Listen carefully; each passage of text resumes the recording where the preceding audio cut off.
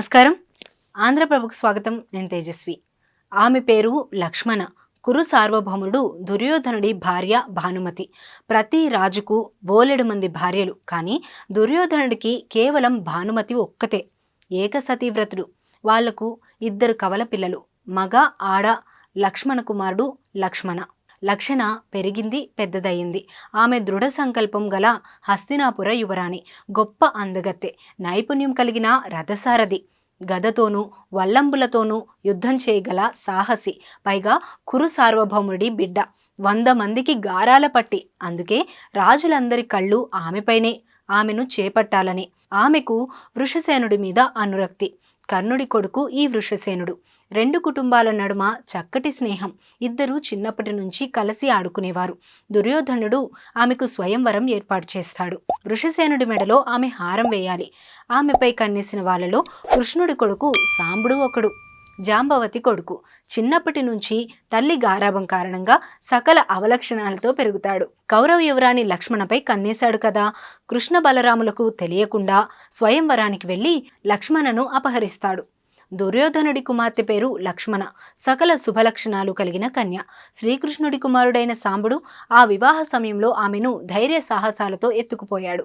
అది చూసి కౌరవులు, ఒక కుర్రవాడు మన అమ్మాయిని దౌర్జన్యంగా తీసుకుపోతున్నాడు. ఆ పొగరుబోతును బంధించి తెచ్చి చెరసాలలో వేద్దాము. యాదవులు మనలను ఏమి చేయగలరు అని పెద్దలైన భీష్మాదుల అనుమతితో కర్ణుడు, శల్యుడు, దుర్యోధనుడు మొదలైన వారు ఆ సాంబుడిని వెంబడించారు. వెంట వస్తున్న వారిని చూసి సాంబుడు బాణాలు తీసి ఒక్కడే అయినా ధైర్యంగా వారందరితోనూ యుద్ధానికి సిద్ధపడ్డాడు.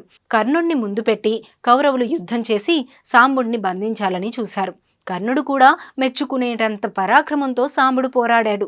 అప్పుడు వారందరూ ఏకమయ్యి బాణాలు కురిపిస్తే పాపం ఒక్కడు అంతమందితో ఏం చేయగలడు? ఓడిపోయాడు.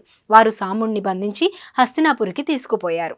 నారదుడు వెళ్లి సాంబుడిని కౌరవులు బంధించి తీసుకుపోయిన సంగతి ద్వారకలో చెప్పాడు. యాదవులు యుద్ధానికి తయారవబోతే బలరాముడు వద్దన్నాడు. తను ఒక్కడే రథమెక్కి హస్తినాపురికి బయలుదేరాడు. ఊరు బయట ఆగి తన రాక కౌరవులకి చెప్పమని బలరాముడు ఉద్ధవుని పంపించాడు. కౌరవులు కూడా ఆ వార్త విని సంతోషించి కానుకలతో బలరాముడి దగ్గరకు వెళ్లారు. బలరాముని ప్రభావం తెలిసిన వారు కనుక అతనికి సాష్టాంగ ప్రణామం చేశారు. ఉభయ కుశలో పరులు అయ్యాక బలరాముడు, మీలో చాలా మందికి కలిసి ఒక్కడిని అధర్మంగా జయించి బంధించారు. మన బంధువులమంతా కలిసిమెలిసి ఉండాలని సహించి ఊరుకున్నాను అన్నాడు. అది వినగానే కౌరవులు మండిపోయారు. కుంతి వివాహంతో బంధుత్వాలు కలుపుతున్నారు. వీళ్ళు, ఈ యాదవులు సిగ్గుమాలి మనలని ఆజ్ఞాపించేవారయ్యారేం అనుకుని వారు బలరాముని నానా మాటలు అని తిరిగి వెళ్ళిపోయారు. వారి చెడ్డ ప్రవర్తన చూసి బలరాముడు, వీళ్ళకి పొగరెక్కింది. ఎంతో కష్టం మీద నేను మా యాదవులని కయ్యమొద్దని ఊరడిస్తే మేము వారికి తగమే. ఇదిగో ఈ క్షణమే భూమి మీద కౌరవుడన్నవాడు లేకుండా చేస్తా అని నాగలి ఎత్తి ప్రళయ రుద్రుల్లా లేచాడు. హస్తినాపురిని గంగలో ముంచేయడానికి నాగలితో దక్షిణపు గోడ వైపున ఉన్న భాగాన్ని నదిలోకి విసిరాడు. అది ఓ చిన్న పడవలా గంగలో పడడం చూసి కౌరవులంతా బలరాముని శరణు కోరడానికి సాంబుని విడిపించి లక్ష్మణ తోడుగా అతని దగ్గరకు పరుగెత్తి, శరణు మా తప్పుని మన్నించు అని ప్రాధేయపడ్డారు. పెళ్లి కట్నంగా 1000 ఏనుగులని, 200 గుర్రాలని, 4000 రథాలని, 1000 మంది పరిచారికలని ఇచ్చి దుర్యోధనుడు సాంబుడికి లక్ష్మణనిచ్చి వివాహం చేశాడు.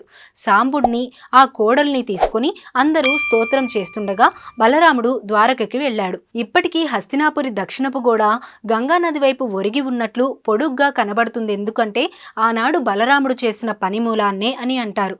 మొత్తానికి పెద్దల రాజీ ప్రయత్నాలతో లక్ష్మణను అదే సాంబుడికిచ్చి పెళ్లి చేస్తారు. దుర్యోధనుడి కోసం ఏదైనా చేయడానికి సిద్ధపడే కర్ణుడు ఈ విషయంలో కిక్కురుమనడు. కర్ణుడి కొడుకు కూడా లోకనింద భయంతో తన ప్రేమను చంపేసుకుంటాడు, మొహం చాటేస్తాడు.